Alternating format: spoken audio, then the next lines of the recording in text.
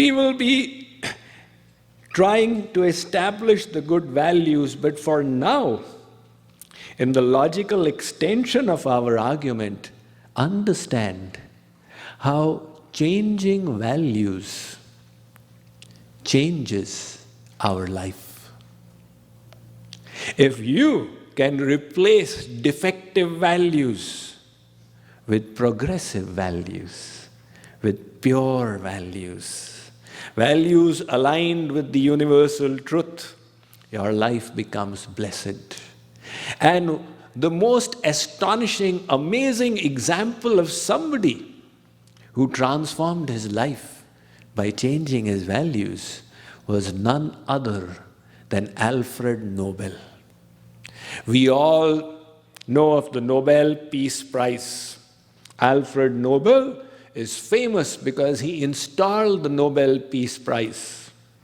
However, many people forget that Alfred Nobel was famous for another thing prior to this. What was that? That's right. He was the inventor of the dynamite. And he made millions through the dynamite that he invented. He was called the Dynamite King. An astonishing thing happened in his life. He had a brother in another city. That brother passed away. One press reporter got it wrong. He thought Alfred Nobel has passed away. So he published in the newspaper in the obituary, Dynamite King dies. Out there, he criticized Alfred Nobel that through death and destruction, he earned his millions. Alfred Nobel, when he got up in the morning, drinking tea, having his breakfast, he had the benefit of reading his own obituary. He came to know what the world thinks of him. And that was the transforming moment in his life. He said, "This is awful. Am I going to be remembered in posterity for being the inventor of the dynamite? I have to make changes." That was when he established his foundation and began the Nobel Peace Prize.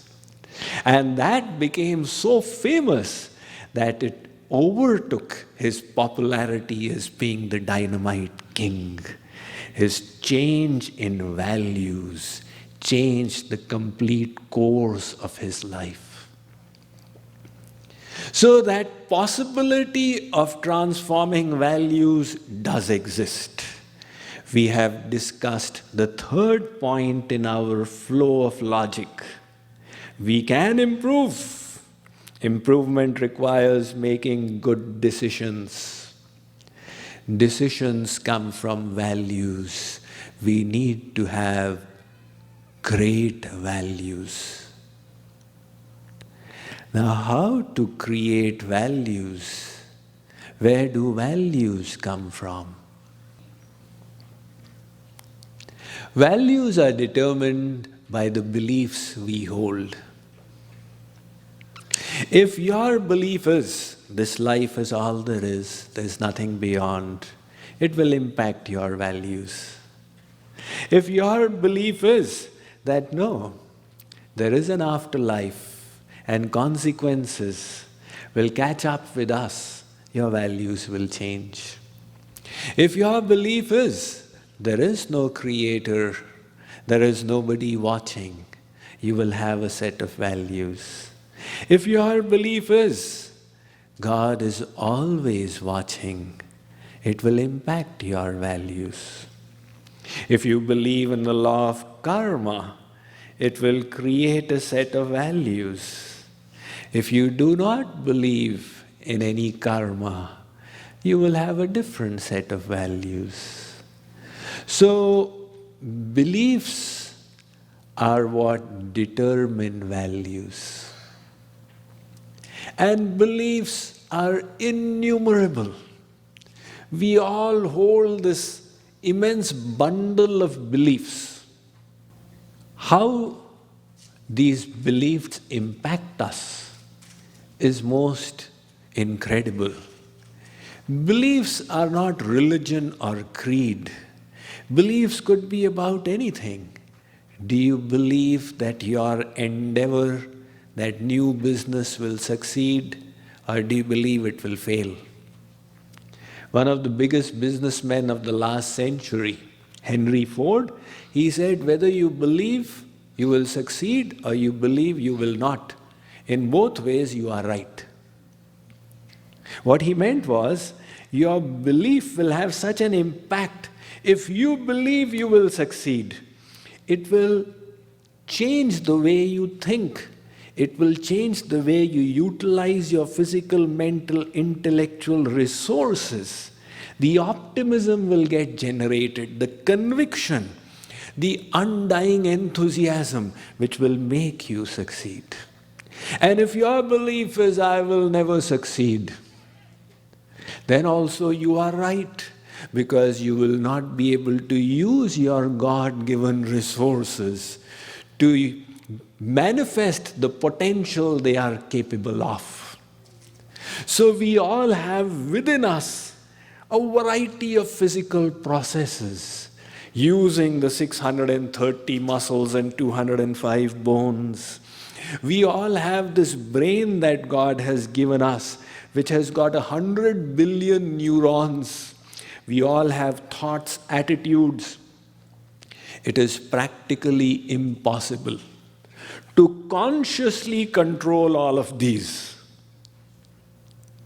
Are the beliefs that we install within us. They enable the control.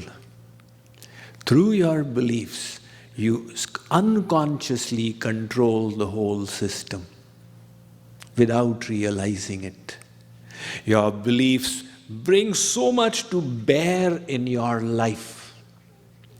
You know, these motivational coaches, they often are fond of giving the example of the 4-minute mile.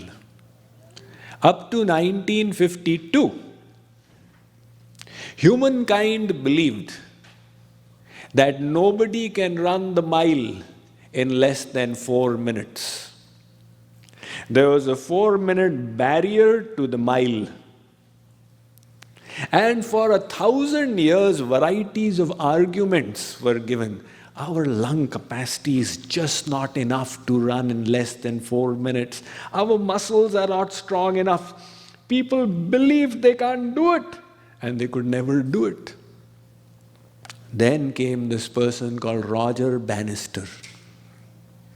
Roger Bannister, he broke through the 4-minute mile barrier in 1952, changing people's beliefs.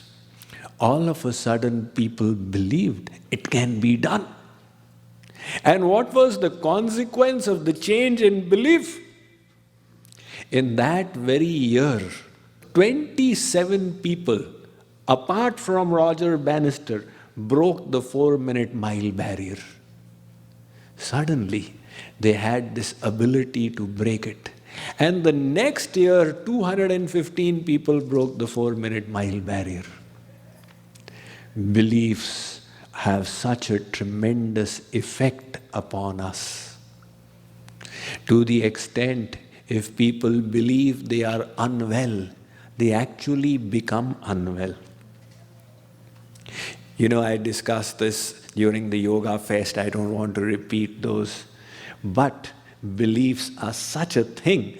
That is why you have the concept of remembered illness and remembered wellness. What is that? In brief passing, a person takes blood pressure at home and it's absolutely all right, 120/80. Then he goes to get it checked at the doctor's, and the doctor says, you've got a marginal high BP, it's 130/80. It was 120 right now, what happened?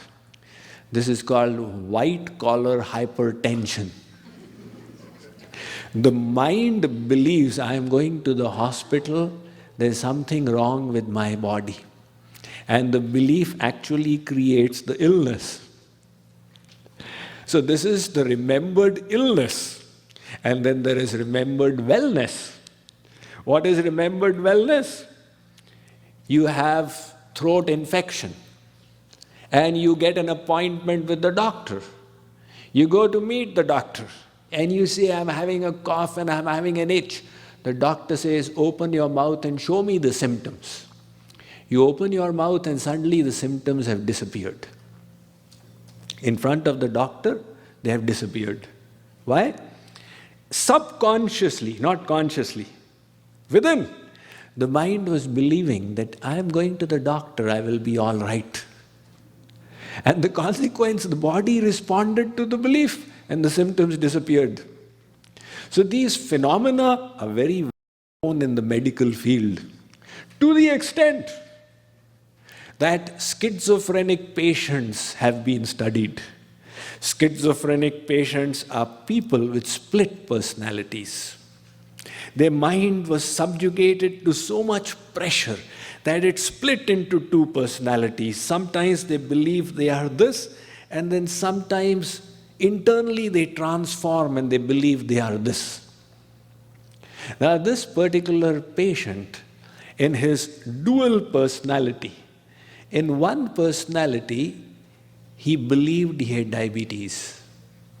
And when he would live through that personality, his sugar count would actually go up. And then when he would change back to the other personality, the sugar count would also go down. That is the impact of beliefs upon us. So beliefs are so vital to our life. They practically determine the direction we will take.